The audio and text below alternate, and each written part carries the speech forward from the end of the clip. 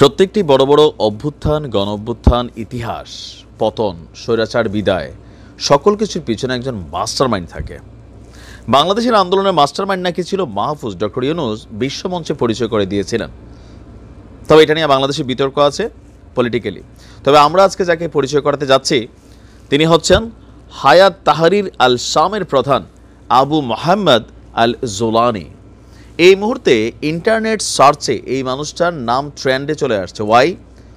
সিরিয়ার যে সরকার পতনের ঘটনা, 50 বছরের যে রাজকীয় ইতিহাস, সেইটাকে যিনি ভেঙে চুরে, যার নেতৃত্বে একটা উৎখাত হয়েছে, সেই উৎখাতের পেছনে সবচেয়ে বড় ভূমিকা যে ব্যক্তি রেখেছেন, তার নামটা স্বাভাবিকভাবে বিশ্বের মানুষ এখন জানতে চাচ্ছে। তো আপনাদেরকে জানাচ্ছি যে কে এই ব্যক্তি, তার সম্পর্কে যতটুকু আমরা তথ্য পেয়েছি। আপনার বলা হয়েছে যে আমরা যদি দেখি, এই অভিযানটির নেতৃত্ব দিয়েছেন ইসলামপন্থী সশস্ত্র বিদ্রোহী গোষ্ঠী, সশস্ত্র মেশিনারিজ আছে, সব আছে, হায়াত তাহরির আল শাম, সংক্ষেপে HTS এর প্রধান আল জোলানি। তো আমরা যদি দেখি জোলানিকে নিয়ে মানুষের মধ্যে ব্যাপক ঐতিহ্য আছে। তা আমরা একটু দেখি যে তার অবস্থানটা কি। আবু মোহাম্মদ আল জোলানির আসল নাম হচ্ছে আহমেদ হোসাইন আল শারওয়া। 1982 সালে তিনি সৌদি আরবের রিয়াদে জন্মগ্রহণ করেন। তখন তার বাবা সেখানে পেট্রোলিয়াম প্রকৌশলী হিসাবে কাজ করতেন। 1989 সালে তার পরিবার সিরিয়ায় ফিরে আসে। দামেস্কের অদূরে তাদের বসতি স্থাপন করে। দামেস্কে থাকাকালীন জেলনি আসলে কী করতেন জোলানি তা জানা যায়নি। 2003 সালে আলোচনায় এসেছেন তিনি। 2003 সালে সিরিয়া থেকে ইরাকে এসে আল কায়দায় যোগ দিয়েছেন। এবার বুঝতে পারছেন যে কেন সিরিয়া পরবর্তী টার্গেট হবে পশ্চিমাদের, আমেরিকা কেন এখান থেকে যেতে চাইবে না। পরবর্তী ভিডিওতে শুনেন। এই যে আল কায়দা শব্দটা আসছে, ডোনাল্ড ট্রাম্প এটা বোঝেনি সামনে কি হবে। আচ্ছা, ওই বছরই ইরাকে হামলা চালিয়েছিল যুক্তরাষ্ট্র। তিনি সেখানে যুক্তরাষ্ট্র বিরোধী প্রতিরোধ আন্দোলনে যোগ দেন। তখন তার নাম ছড়িয়ে পড়েছিল। 2006 সালে জোলানি যুক্তরাষ্ট্রের সেনাদের হাতে গ্রেপ্তার হয়েছিল। 5 বছর তাকে কারাগারে থাকতে হয়েছে। গণতন্ত্রের দাবিতে 2011 সালে সিরিয়ায় শান্তিপূর্ণ বিক্ষোভ শুরু হয়।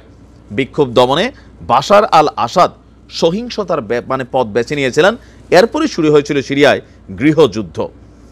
2011 সালে যখন সিরিয়ায় গৃহযুদ্ধ চলছিল, তখন এই জোলানি মার্কিন যুক্তরাষ্ট্রের সেনাদের হাত থেকে ছাড়া পেয়েছিলেন।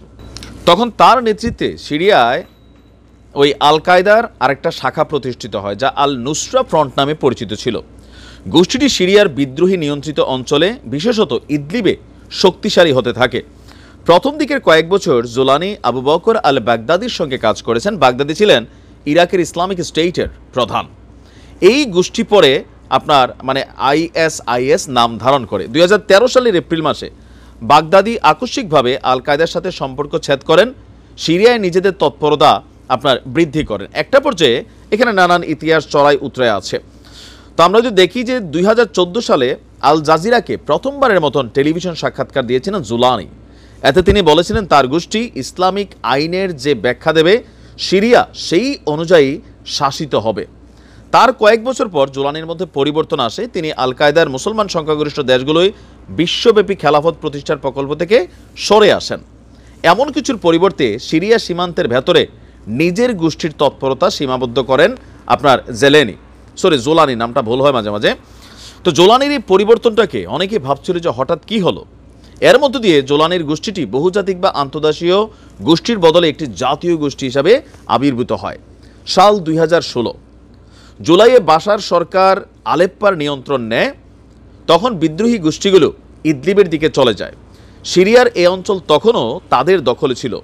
2016 সালে জোলানি প্রকাশ্যে আল কায়দার সাথে সম্পর্ক ছিন্ন করে। পাশাপাশি আল নুসরা বিলুপ্ত করেন, গঠন করেন নতুন সংগঠন জাবাত ফাতেহ আল শাম। 2017 সালের দিকে আলেপ্পা থেকে হাজার হাজার যোদ্ধা ইদলিবে পালিয়ে আসেন। এ সময় বিদ্রোহীদের ছোট ছোট অনেক গোষ্ঠী নিজের জাবাত ফাতেম আল শাম নিয়ে তিনি আজকের HTS গঠন করেন। তো HTS আপনার ধারাবাহিকভাবে বিভিন্ন জায়গায় তারা তাদের টিম আস্তে আস্তে ডেভেলপ করে আর নিজেদের দেওয়া ইসলামী আইনের ব্যাখ্যা অনুযায়ী রাষ্ট্র পরিচালনা করার ঘোষণা দেয়। পর্যবেক্ষকদের মতে বাশার আল আসাদের বিরুদ্ধে লড়াইয়ে সবচেয়ে কার্যকরী ভূমিকা পালন করেছে এই যিনি আছেন জোলানি।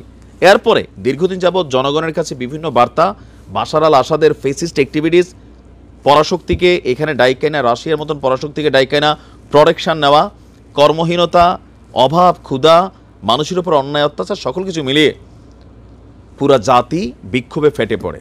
জাস্ট মাত্র 12 দিনের মধ্যে আপনার এই সাম্রাজ্যের পতন হয়েছে।